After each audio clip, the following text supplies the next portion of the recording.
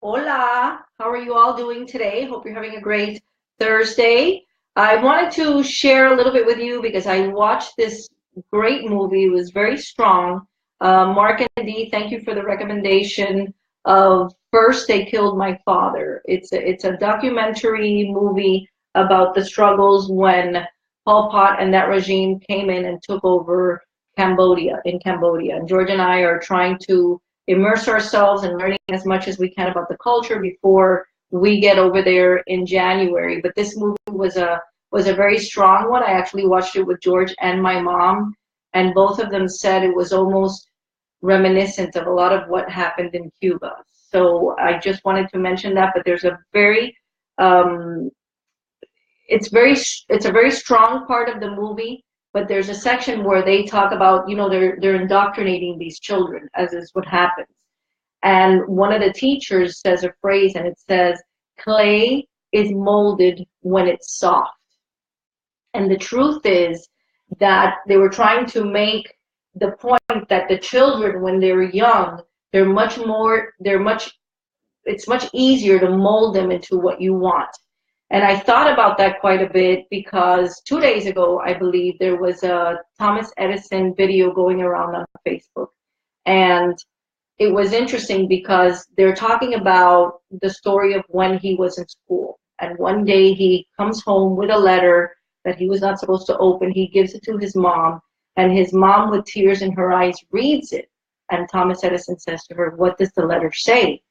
And she says, "It says that you are a genius, and this school is too small for you, so you might as well teach him yourself." And that's what the mother did. She taught him, she homeschooled him, if for lack of a better word, until she became ill and died. So the story goes on about how he became this great inventor, and we all know the Thomas Edison story. And years after his mother died, he actually found that letter and read it, and the letter actually said, "Your child is mentally deficient and he can no longer attend this school. He is expelled." And he became very emotional. And the story is that he took his journal and he wrote in his journal, "I was a mentally deficient child whose mother turned into a genius." And that really is the power that our words have when we're talking to our children. And for all you teacher friends that I have out there, it carries that much weight, what we tell our children. I do a speech that's called Children Will Do What We Do, Not What We Say. And I've done it in parent groups, I've done it at PTAs, and the response is usually very eye-opening for the parents because we're not aware of the way that we're speaking to our children. We're not aware of the example that we're setting by what we're doing. A lot of times we expect for them to do what we're telling them to do, but not what we're doing. So we have to be very mindful of that. And I received a beautiful email from one of the parents telling me how much impact it had on her because she recalled her childhood and the things that she was hearing and how much it's affected her in her adult life. And we all know we carry a lot of that with us. So I just wanted to make mention to that because the truth is that we have the power to, our children are going to believe whatever we say. And we all know that we get away with a lot, when they're younger, especially during this holiday season. But it's a beautiful thing that let's assume that that theory is correct.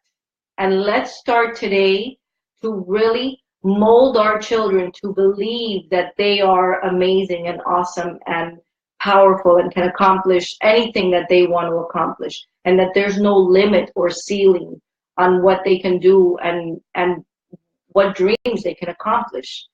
Because the truth is that that's the case. That's really, really how it is for them. We limit them, and I talk a lot about limiting beliefs and how they're injected in us from our DNA, from our parents, from whatever. That nobody means to do it. It's not intentional.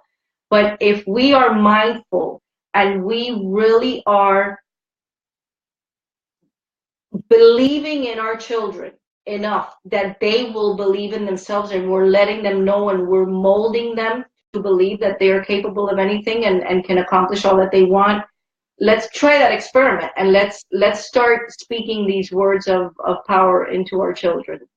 Again, the name of the movie, if you're interested, it's running on Netflix, is called First They Killed My Father. Again, it's powerful, but it really paints a picture of the importance of perspective for these young children who went through some devastating circumstances during that regime change. So just highly recommended. But again, let's be very mindful of how we're molding our children and what we're believing in them so that they believe it for themselves. And speaking of Cambodia, I just wanted to mention, I wanted to thank all of you who have already donated to the school and the classrooms that we're helping build there.